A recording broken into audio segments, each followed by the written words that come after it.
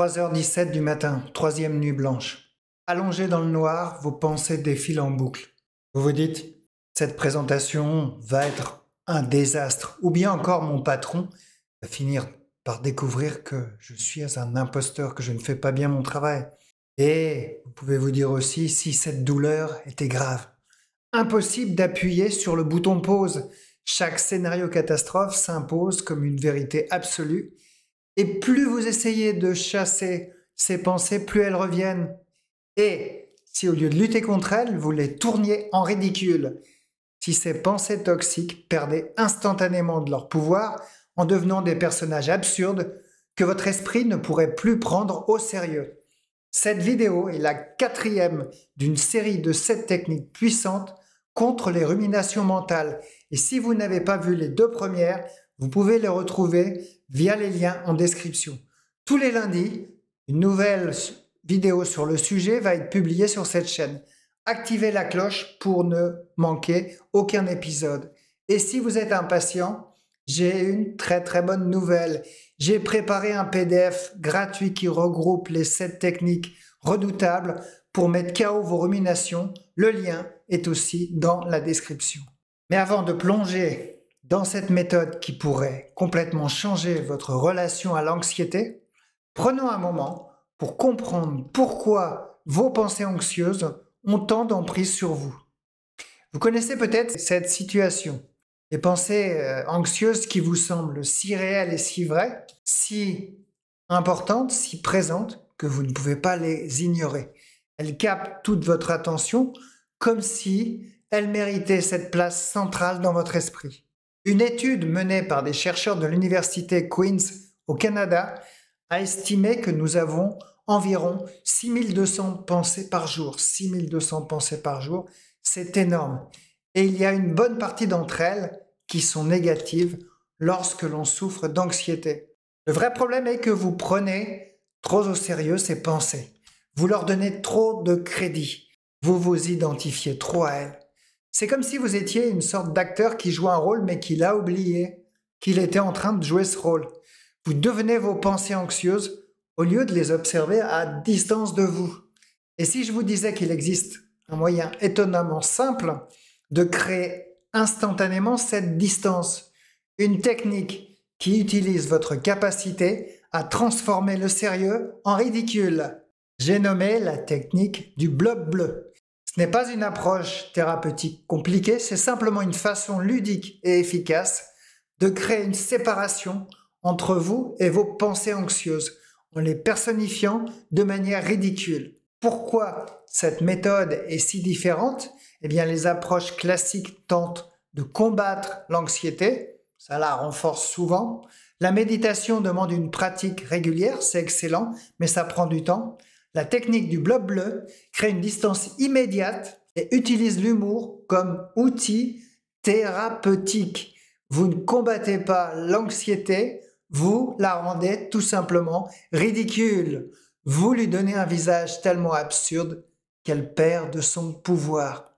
Et sans plus attendre, voici comment la mettre en pratique cette technique en 3 étapes simples mais ultra puissantes.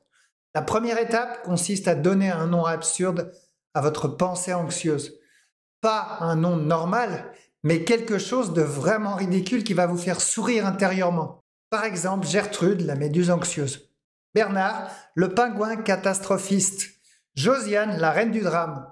Kevin, le kaola paranoïaque. Soyez vraiment inventif. Plus le nom est absurde, mieux c'est. L'idée est vraiment de créer une rupture immédiate entre vous et cette pensée. Julie, une de mes clientes qui souffrait d'anxiété sociale, a nommé sa pensée Huguette la chouette commère. Chaque fois qu'elle commençait à s'inquiéter du jugement des autres, elle se disait « Ah tiens, voilà Huguette qui recommence avec ses potins ». Et immédiatement, l'anxiété diminuait. Moi, j'ai nommé, et vous l'avez peut-être vu dans certaines vidéos, la voix de mes pensées Martine. Je lui dis « Martine, tu baratines ». L'étape 2, c'est de donner une forme ridicule à vos pensées. Pour rendre cette technique encore plus efficace, il ne suffit pas de nommer uniquement la pensée, il faut lui donner une apparence visuelle complètement loufoque. Eh bien, donnez une forme physique à votre pensée anxieuse, mais pas n'importe laquelle. Quelque chose de vraiment bizarre. Un blob bleu, par exemple, avec des chaussettes dépareillées. Une méduse avec des lunettes de soleil et un chapeau melon, par exemple. Un petit nuage gris avec des nœuds papillons et des jambes de flamant rose. Ne vous inquiétez pas si vous n'avez pas un esprit artistique. L'important n'est pas la qualité du dessin, mais son absurdité. La troisième étape va être de créer une voix et des manies ridicules. Maintenant que vous avez donné un nom à votre pensée, maintenant qu'elle a une apparence, pourquoi pas lui donner une voix et des manies complètement absurdes? Donc, donnez une voix ridicule à votre personnage. Par exemple, une voix exagérément aiguë, comme si on avait de respirer de l'hélium. Un accent improbable et théâtral. Une façon de parler ultra lente et ralentie. Une voix robotique entrecoupée de bugs. Au lieu de vous dire « je vais échouer » avec un ton sérieux et inquiet, vous pouvez imaginer « tu vas tout rater, c'est la catastrophe ». Ajouter des tics ou des manies absurdes, un éternuement entre chaque phrase par exemple, une tendance à s'emmêler dans ses mots, un ok nerveux, une façon de chanter toutes les fins de phrases. Soyez le plus imaginatif possible et vous avez de l'imagination, je vous fais confiance. Cette technique peut sembler vraiment trop simple pour être efficace, mais elle repose sur des mécanismes bien connus du cerveau. Tout se joue dans notre neurobiologie, biologie qui étudie le cerveau. Les recherches en neurosciences montrent que prendre du recul sur ses pensées, c'est ce qu'on appelle la diffusion cognitive. Bien, ça aide le cerveau à mieux les réguler, ses pensées. Plus précisément, ça active le cortex préfrontal. C'est la zone qui nous permet d'analyser et de raisonner tout en réduisant l'activité de l'amygdale. Il y en a deux, celle qui gère nos réactions de peur et d'anxiété. Quand vous imaginez une pensée anxieuse sous une forme exagérée ou ridicule, vous modifiez la façon dont votre cerveau l'interprète.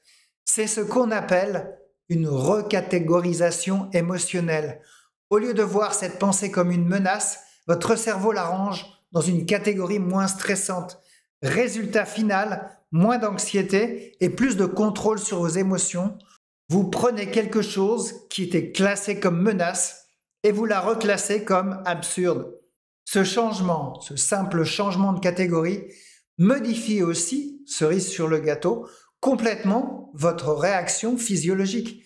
Moins de cortisol, qui est l'hormone du stress, plus d'endorphine, des hormones liées au plaisir et à l'humour, une respiration qui va ralentir, se réguler naturellement. L'humour et l'absurde sont des outils thérapeutiques puissants que la science commence tout juste à prendre au sérieux. Maintenant que vous comprenez bien la méthode et la raison scientifique de cette méthode, laissez-moi vous partager quelques conseils pratiques pour potentialiser les bénéfices de cette méthode.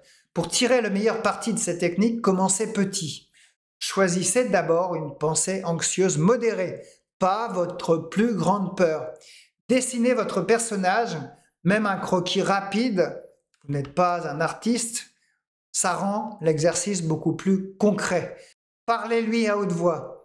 Quand vous êtes seul, dialoguez avec votre blob à voix haute. Adaptez les personnages, créez différents personnages pour différents types d'anxiété. Partagez, impliquez d'autres personnes, partagez cette technique avec vos proches, c'est encore plus efficace en groupe. Utilisez des rappels visuels, un petit dessin sur votre téléphone peut vous suffire à vous rappeler cette technique. Alors, quelle forme ridicule vous allez donner à votre pensée principale? Dites-le moi dans les commentaires, les plus créatifs m'intéressent particulièrement. Ainsi, la technique du blob bleu vous permet de nommer vos pensées anxieuses pour créer une première séparation de vous avec vos pensées. C'est comme mettre un costume ridicule sur un monstre effrayant. Ça permet de leur donner une apparence absurde pour réduire l'impact émotionnel, comme transformer une onde menaçante en un soleil radieux. Au début, je trouvais cette technique un peu ridicule. Comment quelque chose d'aussi simple pourrait m'aider avec mon anxiété chronique, me dit Laurent, un de mes clients entrepreneurs. Mais après avoir créé Brigitte la Belette, stressée, en référence à sa belle-mère, pour personnifier ses ruminations mentales sur sa situation financière, quelque chose a changé. Quand ses pensées revenaient, il me dit « J'entendais la voix nasillarde de Brigitte et je ne pouvais pas m'empêcher de sourire intérieurement. Ça n'a pas fait disparaître totalement mon anxiété, mais ça l'a rendue beaucoup plus gérable. » Et parce que je sais qu'il est parfois difficile de se souvenir de toutes ces techniques quand l'anxiété vous frappe, j'ai préparé un PDF récapitulatif totalement offert avec cette technique et les 6 autres qui sont tout aussi efficaces.